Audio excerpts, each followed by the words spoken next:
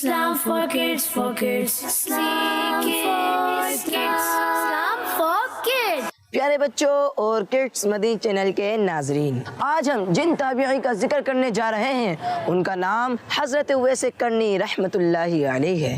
آپ رحمۃ اللہ علیہ کا شمار بڑے تابعین اور نیک اولیاء کرام میں ہوتا ہے۔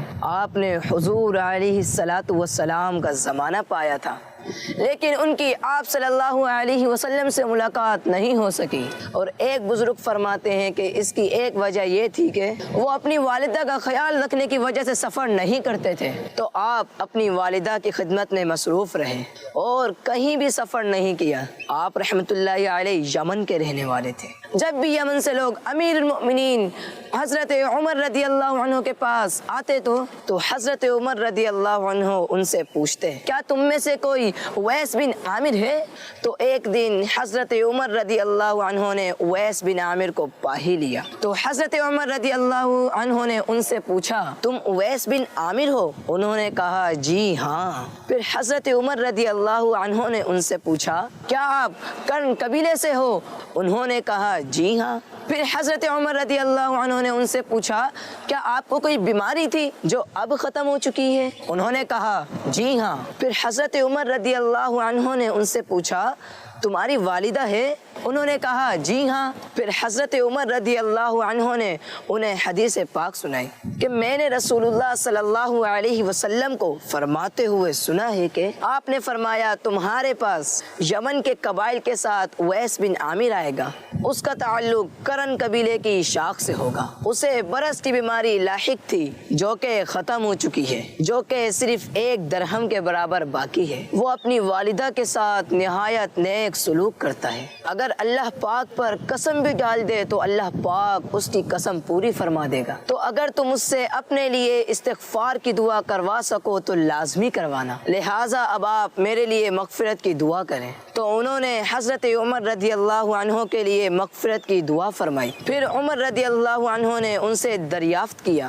آپ کہاں جانا چاہتے ہیں؟ انہوں نے کہا میں کوفہ جانا چاہتا ہوں۔ عمر رضی اللہ عنہ نے کہا، کیا کوفہ کے گورنر کے نام خط نہ لکھ دوں؟ آپ اسی کی مہمان نوازی میں رہو گے؟ تو انہوں نے کہا میں گمنام رہوں تو مجھے زیادہ اچھا لگے گا۔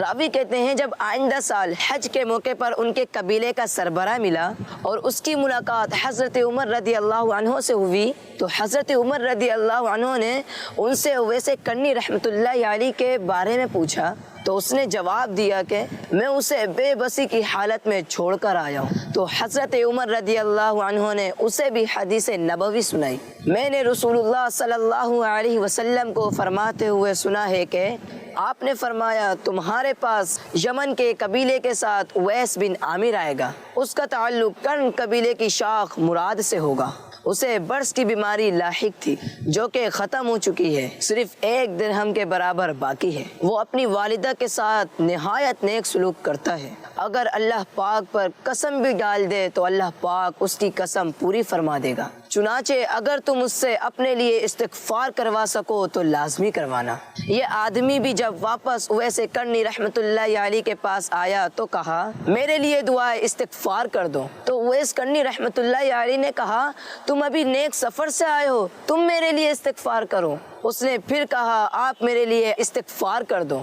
اویس کرنی نے پھر وہی جواب دیا، تم ابھی نیک سفر سے آئے ہو، تم میرے لیے استغفار کرو۔ اور مزید یہ بھی کہا کہ تمہاری ملاقات کہیں حضرت عمر رضی اللہ عنہ سے تو نہیں ہوئی؟ آدمی نے کہا، ہاں میری ملاقات حضرت عمر رضی اللہ عنہ سے ہوئی ہے۔ تو اویس کرنی نے ان کے لیے مغفرت کی دعا کی، اور پھر لوگوں کو اویس کرنی کے بارے میں معلوم ہونا شروع ہو گیا، تو حضرت اویس کرنی رضی اللہ عنہ اپنا علاقہ چھوڑ کر چلے گئے۔ اس قصے کو بیان کرنے والے کہتے ہیں کہ میں نے انہیں ایک خوبصورت لباس دیا، تو جب بھی کوئی شخص ان کا لباس دیکھتا تو کہتا، اویس کے پاس یہ لباس کہاں سے آ گیا؟ اور ممکن ہے کہ اویس کرنی رحمۃ اللہ علیہ کے فضائل کے متعلق سب سے عظیم حدیث وہ ہو جس میں حضور صلی اللہ علیہ وآلہ وسلم کی امت میں سے ایک شخص کو لوگوں کی ایک بڑی تعداد کے لیے شفاعت کرنے کا بیان ہے، اور اس بات کو بہت سی روایات میں بیان کیا گیا ہے۔ ان میں سے صحیح ترین روایت یہ بھی ہے کہ رسول اللہ صلی اللہ علیہ وسلم کا فرمان ہے کہ میری امت کے لوگوں میں سے ایک شخص ایسا بھی ہوگا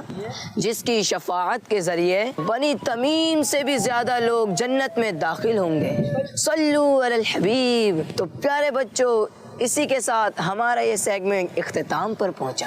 Islam for kids, Islam for